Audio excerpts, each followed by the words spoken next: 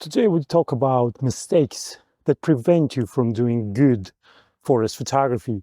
And why do I talk about mistakes? Because I think knowing what not to do is equally important to knowing what to do.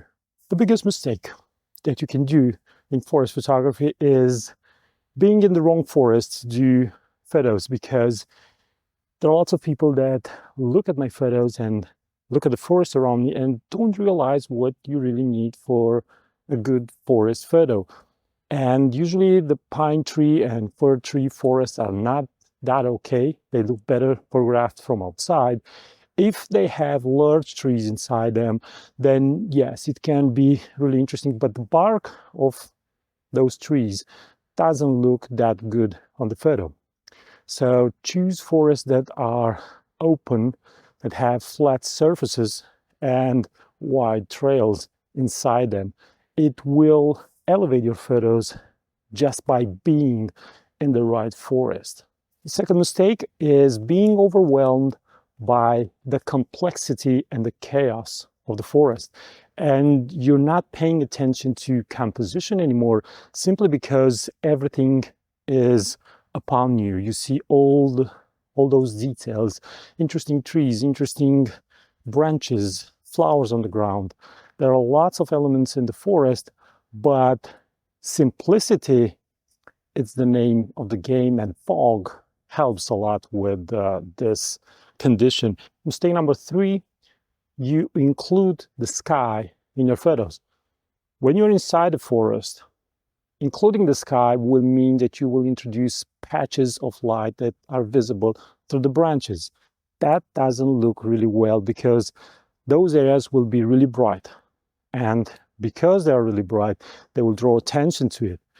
And you will lose that element that draws the attention of the viewer inside the photo. Mistake number 4 is about the wrong choice of the focal length. And there are lots of people that are photographing too wide and lots of people that are photographing too long in the forest. So my go-to lens is the 24 to 105 millimeter. And very rarely I'm photographing at 24. When I'm doing this, I need to have a really good reason for it. I need to have some interesting roots, some interesting elements, some really powerful elements that will make the photo look compelling and look interesting. If you're going to use a wide angle, then you're going to have lots of elements in the photo if you're not careful, and you will also have the sky in the photo. Using a longer focal length that is above, let's say, 35 millimeter, it will help you compress the fields a lot more. The perspective will look a lot better. The trees will not be distorted by the perspective, and you will lose the sky in your photos. The longer you get with the focal length, you will lose the sky. Mistake number 5, you don't have your tripod with you.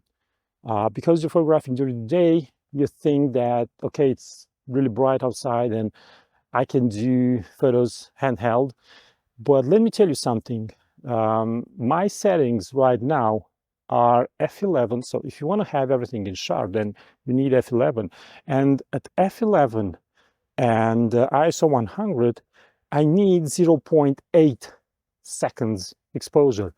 So if you're not going to have a tripod with you, you will generate some noise in your photo.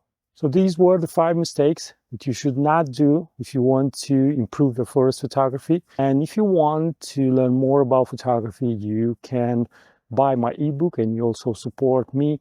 And you can also join me for one of my workshops. You can find all the details and the links from the description of this video. Until next time, keep on photographing, because it's the only way to get better. Thanks for watching and bye-bye.